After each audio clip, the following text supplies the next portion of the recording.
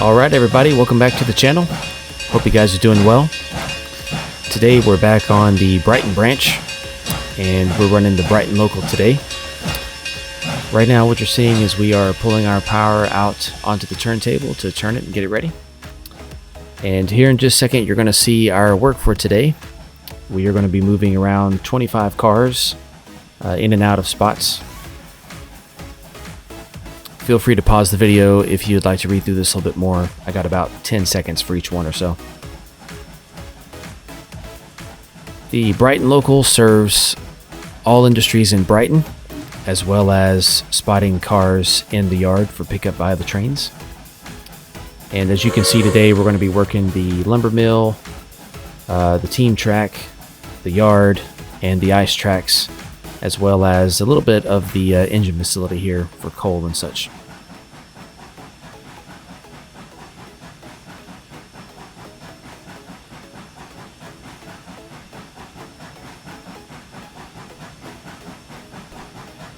If we were to have the privilege of using this route with multiplayer, the Brighton local would be a job that would run most of the session because you would have to spend quite a bit of time dodging the yard local, as the yard job is continually switching cars in and out for trains that are coming in and also heading out. On this branch line each day we have around 5 or 6 trains that come into the Brighton Yard. And so it gets really busy and there's only one yard crew. So the Brighton local takes quite a bit of time to run because you have to yield yard space and right-of-way if needed for the yard crew. Our first pickup here, we're heading to the coaling facility to pick up an empty hopper.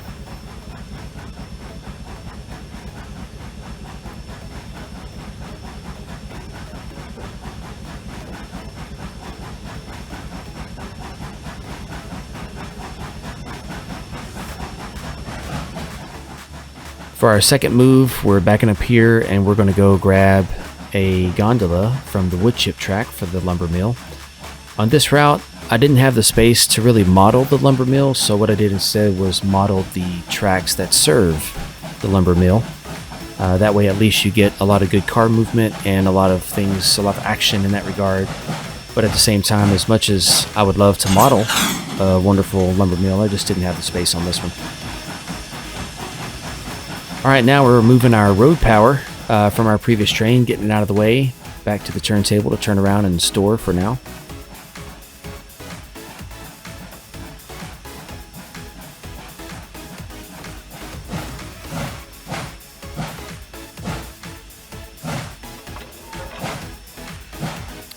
There's a small runaround track right in front of us here, so we're going to leave this hopper and this gondola on that track in order to be left for now, because later when we put them in the yard we're going to need to get the locomotive on the other end of those cars.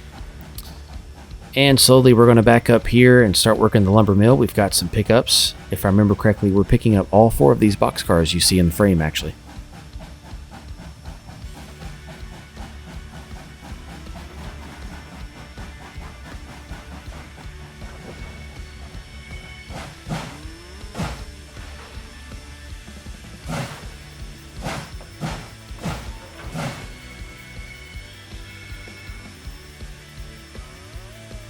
The lumber mill here in Brighton is a pretty busy industry. Even though it's not very large, it does send out a decent volume of cars.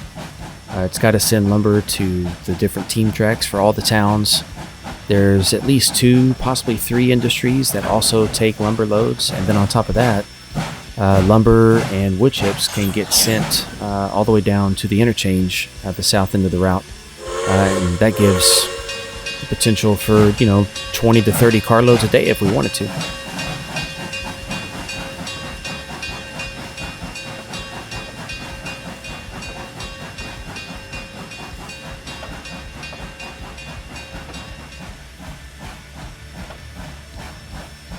It's one of the things I like the most about this particular game is the coupler sounds. Obviously I know that there are other simulators that do even a better job of this, but this is good enough for me, honestly. I really like it.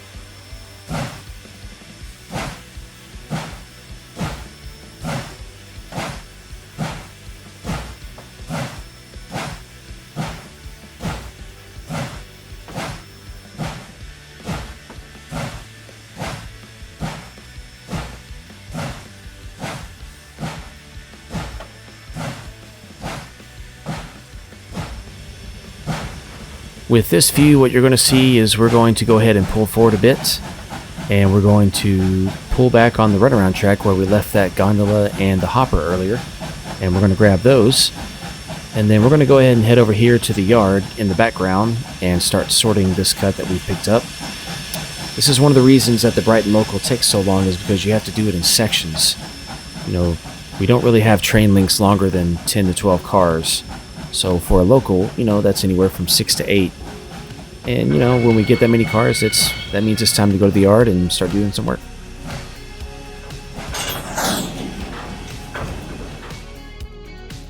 Going to go ahead and speed up these clips for now. There's a lot of work that goes on in the yard here, so first we're going to break down the pickups that we've already done.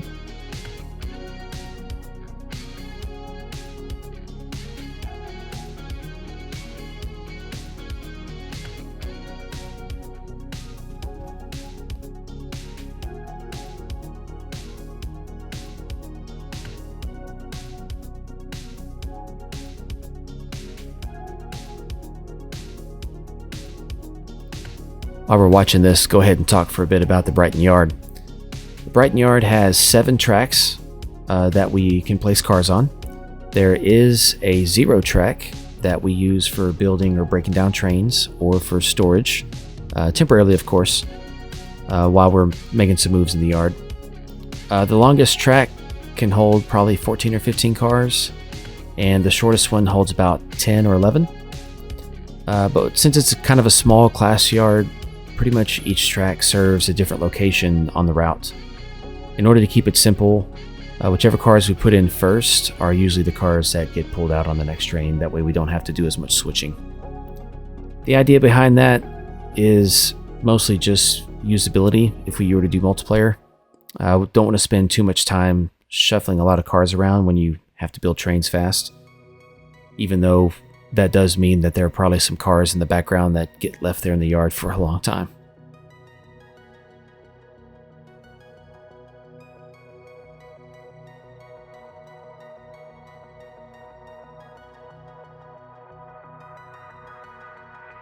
Here you can see us using 0 track to get some cars out of the way while we work this track number 2, I think. Or track 1, sorry.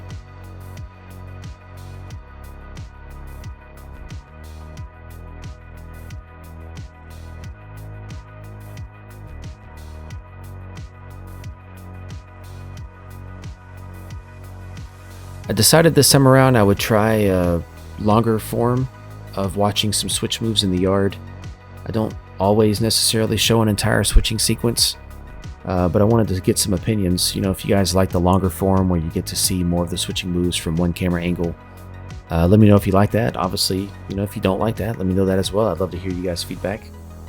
I don't want anyone to sit here and, you know, be bored watching this, but at the same time, I know some people would like to have some time to see kind of how cars are broken down or put together in the yard.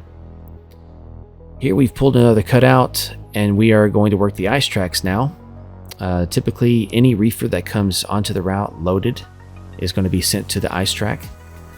Since I'm using JMRI, I pretty much just use these as yard tracks in JMRI, and this makes it so that it doesn't change the load of the car when it's shipped there. And so any loaded reefer is going to come here after getting picked up either from the main line or from an industry, and it's going to get loaded with ice. So we do a lot of shuffling of reefer cars on those 2 small ice tracks. That's one of the nice things about it is with these 2 ice tracks, they only hold about 5 cars. But since we have 6 to 7 trains a day, you know, we could work probably 25 reefers a day if we wanted to.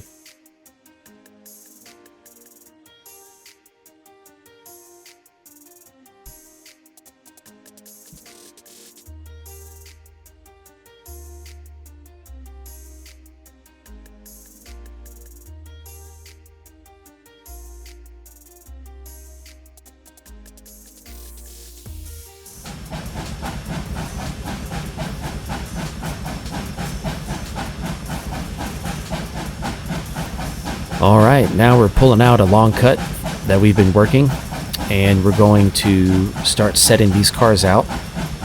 There are a few cars here that we're not going to set out at Industries, but rather we'll put back into the yard. But most of these cars that we have right now are set outs for the local Industries in Brighton.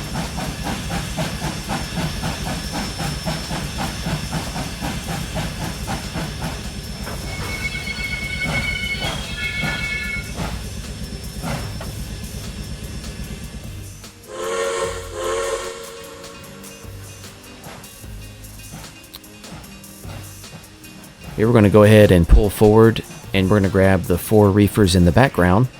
Those are on the team track, and all 4 of those are pickups. So we're going to take them off the team track, put them into our consist, and then we have some set outs we're going to put on the team track. That will take their place.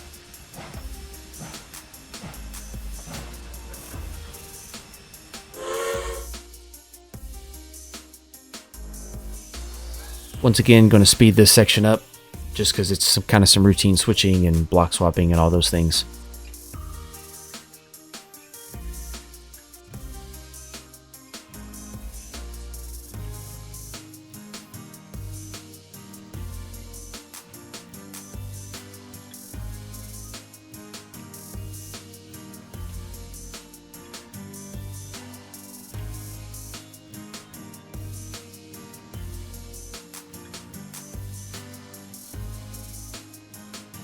Alright, now we're ready to make our set out onto the team track. We have 1 stock car that is empty to be set out for loading. In a few of the towns on the team tracks, we do have facilities for loading stock into the cars.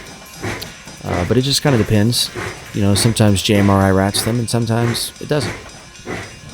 And here you have a rare chance to see the local crew and the yard crew working at the same time.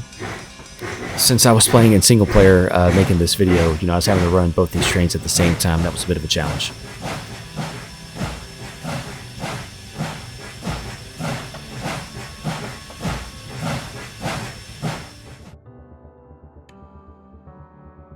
Alright, going to show here the breakdown of the pickups from Brighton earlier. So it looks like 6 reefers that we're sorting on different tracks.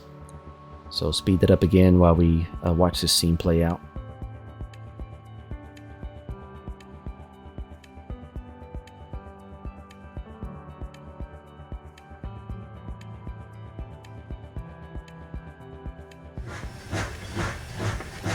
If you've noticed that the scenes are getting darker, you know, Trainz 2019 does have simulated night and daytime, as well as weather effects actually, even though I have those turned off.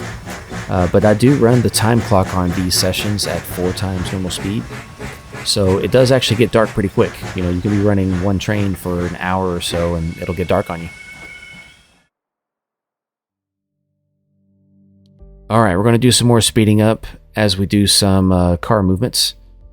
So it looks like we're going to be doing some set outs at the lumber mill. So we've got a wood chip car. We've got a few box cars that we're going to set out. We need to get them in order. That's one of the reasons we have this runaround track right here near the engine terminal, is to better serve the lumber mill.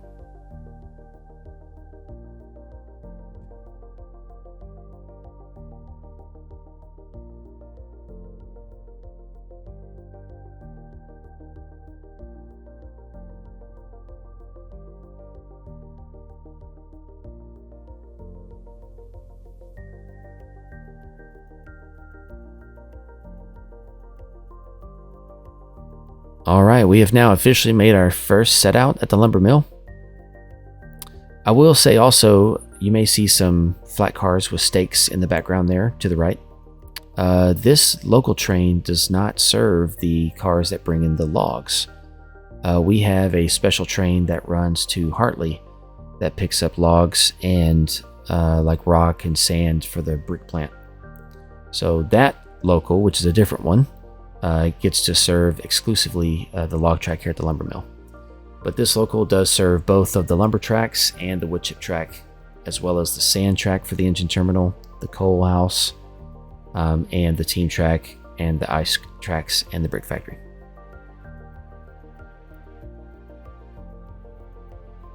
Typically, I run this local by working the lumber mill first. You know, if you were to grab this route and run this local, you're welcome to run it whatever order you want. That's the nice thing about this particular local is you can do the carve movements in whatever order as long as you get them all done. But I personally like to work everything close to the yard first and move away from there.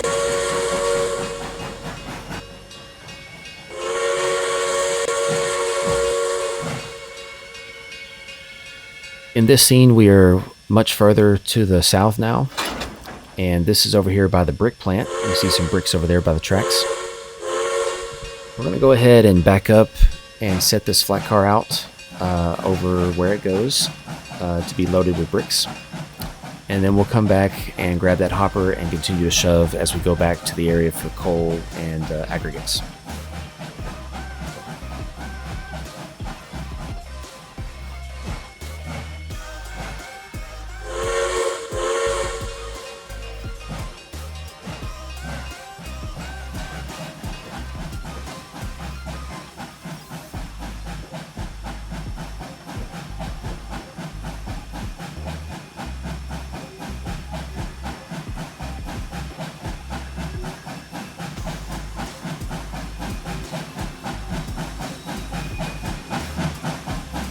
If you're hearing the brake squeal there, I did add a trigger on this curve because it's pretty tight.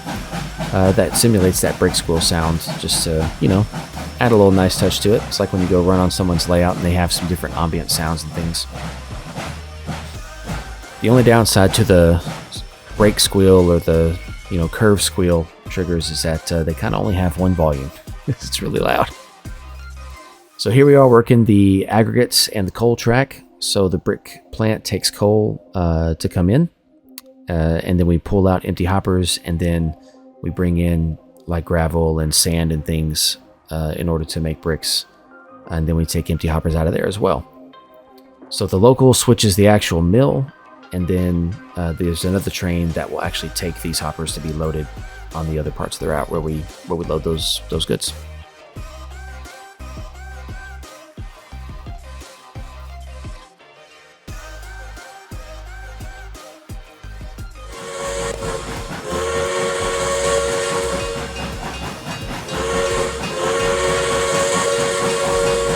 That right there was one of the few grade crossings we have on this route, at least the ones that are modeled.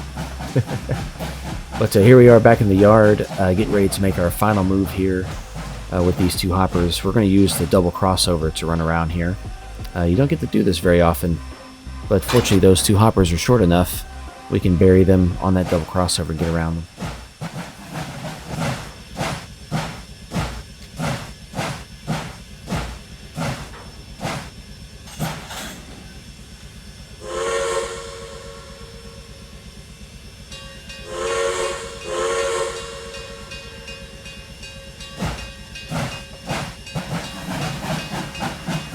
Now that we've kind of completed that move, I would love to tell you that that's a prototypical thing, but honestly, as tight as those clearances are, I would not expect that it's something that would be done repeatedly on a railroad.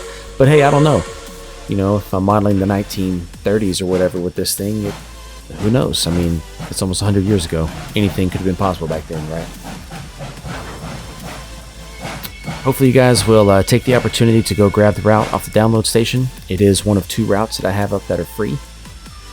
It does not have any payware dependencies, so if you get off the download station, you just need to download from there the dependencies you need to run the route.